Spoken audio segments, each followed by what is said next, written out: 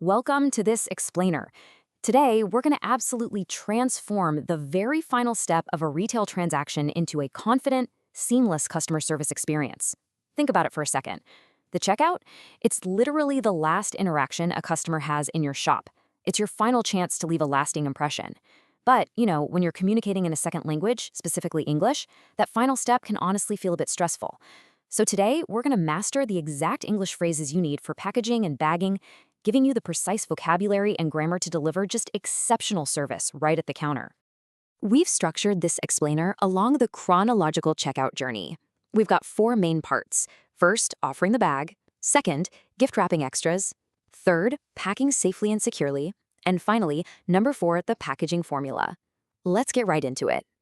All right, section 1, offering a ballot. Okay, so imagine the items are scanned, the price is tallied up, and the customer is just standing there waiting for the bagging process to begin. This right here is where you take control.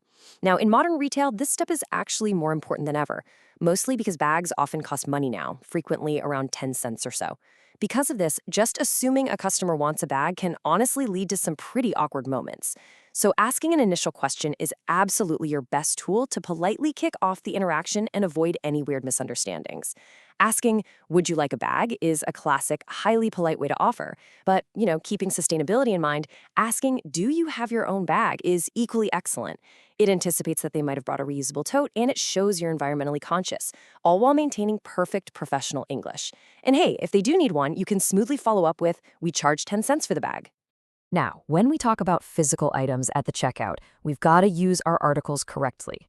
We use a before words starting with a consonant sound, so you'd offer a bag or a box. We switch over to an before a vowel sound, like offering an envelope for a small greeting card or maybe an extra bag if they've bought a ton of stuff. But here's the tricky one. Pay really close attention to the word some.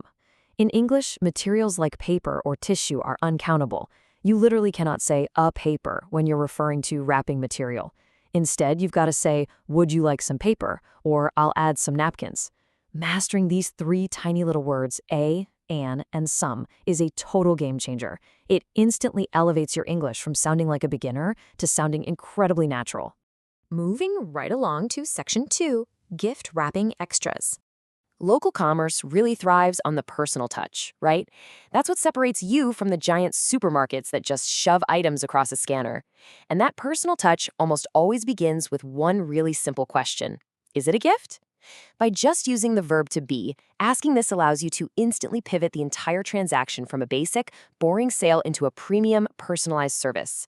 It shows the customer that you aren't just trying to rush them out the door, you're actually interested in their purchase and you want to add real value to their day. So, if they say yes, it is a gift, well, you've just been handed a golden opportunity. You can use formulations starting with "shall I?", which is just this incredibly polite and helpful way to offer a service in British and international English. You can ask, "Shall I wrap it for you?" Or maybe, "Would you like me to take the price off?" I mean, look at how accommodating that sounds. You are completely anticipating their needs. Nobody wants to give a gift with the price tag still stuck to the bottom, right?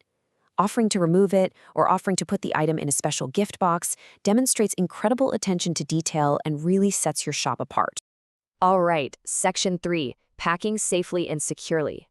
The physical action of packing is where we use very specific language to protect both the item and your shop's reputation. After all, a broken item leads to a refund and a super frustrated customer. So first, let's virtually stock our checkout station with some essential packaging vocabulary. For basic containers, we've got the paper bag, the plastic bag, and the box. Then, for wrapping essentials, wrapping paper and to hold it together, tape, or as they often call it in the UK, sellotape. For presentation, you might use a ribbon or some delicate tissue paper. And for protection, good old reliable bubble wrap. Really familiarize yourself with this list, because when you know these words instantly, you won't hesitate or stumble when reaching for the materials, which means you can maintain eye contact and keep up a warm conversation with your customer.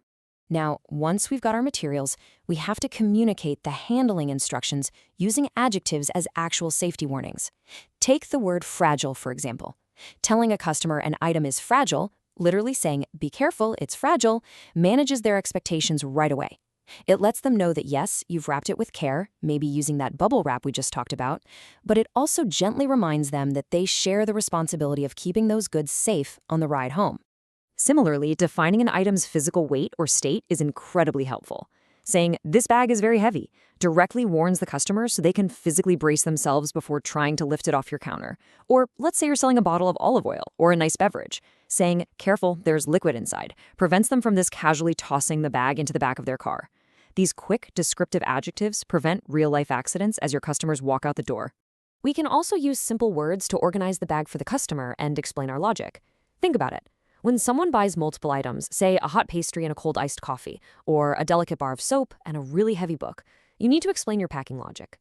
You might say, "I'll wrap them separately," to ensure that soap doesn't get totally crushed by the book. On the flip side, if they've got several small, sturdy items, you could say, "I can put them together if you want." That saves bags and it's super convenient for them. Taking a second to explain exactly why we're wrapping items separately or placing them together shows real expertise and care. Which brings us to our final section, number 4, the packaging formula. We've covered a lot. The grammar of offering, the politeness of gift wrapping, the materials vocabulary, and safety adjectives. Now we're going to synthesize all of this into one memorable, actionable framework. It's a guaranteed 4-step blueprint for success that ensures you hit every mark chronologically. Step 1, offer. Would you like a bag? Step 2, clarify. Is it for a gift? Step 3, action. This is where you narrate what you're doing to avoid any awkward silence. I'll wrap it in tissue paper first. And finally, step 4, advice, hand it over with a helpful warning. Careful, it is a bit heavy. Here you go.